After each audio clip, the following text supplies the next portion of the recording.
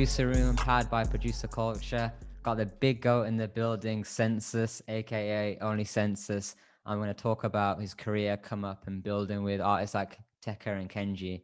Yo, bro, how's it going, man? It's good. We living. We're here. I'm excited to be here. Hey, let's go, let's go. So, yo, let's take it all the way back then. Where did music start to fit into your life? Where did it all begin?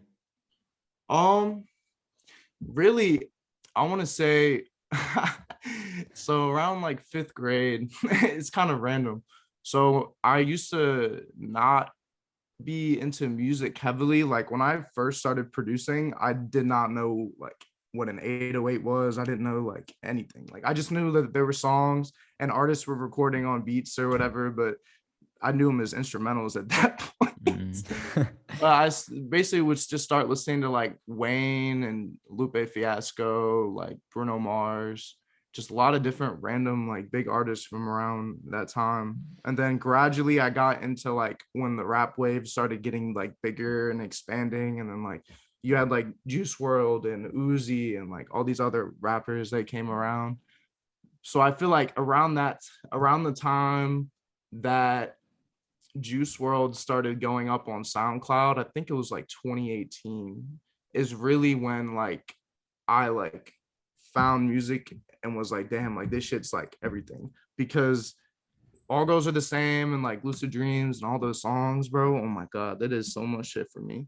Like I really am a producer because just of those songs. So, when did when did you start knowing what an 808 was? When did you know like what beats were? How did you go from just being a fan of the music to starting to make the shit? So Genius had done this video with Nick for the All Girls the Same video. I feel like this is like how a lot of people got put on. Like I don't even think Nick realizes how many people that video inspired to like be a producer. Because damn near literally like every Genius interview from that point on, I would watch and be like, damn, this shit's crazy. But then I watched Nick like make the All Girls the Same beat in there and like show it off. And I was like, damn, this shit's like really looks fun. And then my boy Antoine, shout out to Antoine, he's a YouTube producer and he was my homie. Like me, him, and like a couple other my homies used to play Xbox. And around that time, he was producing and like he was on YouTube and like doing a bunch of his own shit with producing going up. And he would make like Tecca type beats. And he eventually gave me FL when I found that video because I knew he was producing, but I never really like he tried to get me into it at one point. But then that video was like, okay, I understand now. And then he like started helping me get into it. And I just started running with it. And I really didn't want to do anything else at that point. I remember like when I had made my first beat, it took me like, it was a Lil Peep type beat. It took me like 3 or 4 days to make. But bro, it was fun. Like that's really how it all started though, was from him. And then like my boy Ant and my boy Christian, they all just like put me on. So, were you showing people your beats straight from that first one you made, or was it a few beats you made and then started to show people? Originally I like started making beats and then I would literally just like I did nothing with them at all. The first like year and a half of producing, I want to say, I really just like was making beats just to make beats for fun. Like I never took it seriously or anything. But then eventually I was like, okay, this is getting like not serious, but more people started to want to work with me. And then I noticed myself get better. So then I started streaming on YouTube, and then I started going like I made an Instagram for myself, and then I started just running that up. And I just started trying to meet like as many people as I could in the community and just running it up from there. So, like, what did like running it up involve? Because obviously, like, it's taken off now, but what was that early like development like for you? So basically, I literally, bro, it's crazy. So my boy Infaced and Stolen Cable, shout out them, bro. There's a lot that Stolen Cable especially did a lot because he was the original person who so there's this Trippie Redd snippet called Outside with a Semi that I did. The song never dropped, but that was like the first song I had ever gotten with any major artist. And I got that through so Trippie Redd at this time, this was, bro, I don't even remember. This may have been like 2019. Around the time like the song Hate Me with Youngboy dropped, Stone Cable produced that song. and he sent me Trippie Redd's beat email. So then eventually I just started flooding Trippie with beats and like doing all that shit. And then around that time, I just started working with like as many people as I could. I was in like a bunch of producer group chats, just trying to meet as many people as I could, like, because marketing and like is way more important than like the beat side, really, in my opinion, at least. Like, I feel like as a producer, everyone is able to make beats and everyone can make fire beats nowadays, but it's really like, can you get them to the place that you want to get them? Or like, are you really working with people and like building connections and like all the marketing shit? There's a whole other side to this shit that most people don't really understand, that they have to like, that's more important than actually making the music itself sometimes. Like, Yeah. obviously you need to have fire beats to go up, but like you have to be able to market yourself and like really run it up and just communicate with as many people as you can. Do you think you were naturally good at that networking and marketing, or is it something that you were studying and trying to develop? Oh, hell no.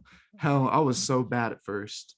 I was so bad. I used to like, I didn't know what to do, bro. Like, I feel like whenever I would go online and I would try to work with people, it would be like, when I was smaller, it was hard to like get in contact with people a lot of the time. Now, it was hard for me to really understand how to like actually make connections with people online, like when it comes to producing shit.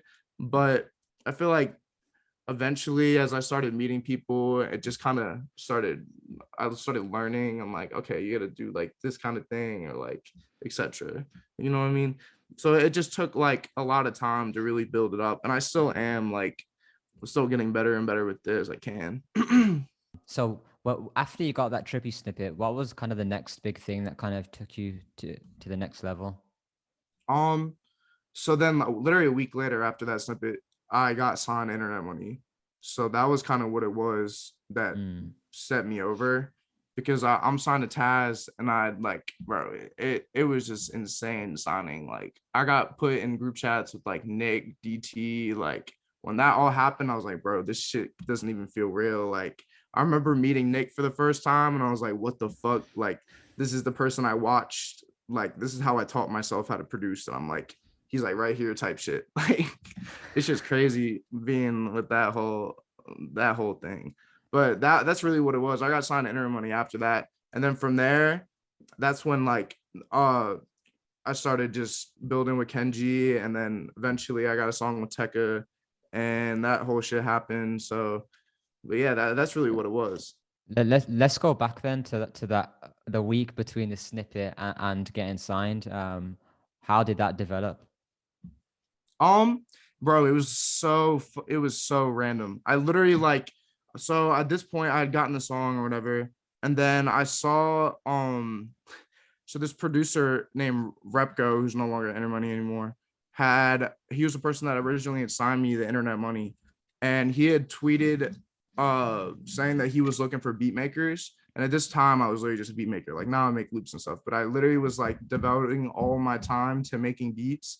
And that within that whole week, I had made like, bro, that was like the craziest week of making beats I've ever done. I probably made like 300 beats in a week or some shit. And I Damn. sent all of them to Repco, or not all of them, most of them to Repco, at least like 100 beats. And he signed me like 10 minutes after I sent it. When you first like then flew out to Internet Money, was there like a game plan, or were they just like to you, yo, keep doing what you're doing, and we're gonna Um, piece it together? it really was just keep doing what I'm doing. But I did like, I've always wanted to like find artists to build with type shit, because watching Nick do that with Juice was just crazy to me. And then I watched Ian go up through Internet Money and Tecca and all of them. So I was like, damn, that's crazy. Like, that just seems fun. Like, that seems more fun than just sending beats out. So then that's when Kenji, like, me and Kenji moved to LA around the same time. So it just kind of naturally pushed into place with like building artists and stuff like that. But that's Mm. really where I have the most fun when it comes to music, though. It's just like building artists, especially working with Kenji. No, yeah, that's fine. Is there anything that kind of stands out to you, like a crazy moment, like during those first few weeks over there? Literally, so I got off the plane and was already like in a session. Like, I got off the plane and I was staying at Repco's apartment, And I went to the Inner Money house for the first time, and me and Repco had gone on Twitch stream like right before we went to the house. And Taz came in, and like people were like, "Damn, Census is in LA, blah blah blah." Like I'm with Repco, and then he was like, "Yo, come to the house. We got 24K gold in here." So then the first ever session that I had run was like I got off the plane, I went to Repco's, and then we went to the house, and we had like 2 studio rooms at the house that we like, bro. So many fucking songs were made in those rooms, but I went and I had like my first in persons or nah, my second in person session with artist ever with Golden. Or no, it was my first. It was my first. It was my first. Tecca was my second. But yo, let's go and talk about then how you built with Tecca then, because I guess that was one of your first big breaks after signing that. How did it progress, and how did that whole situation end up happening?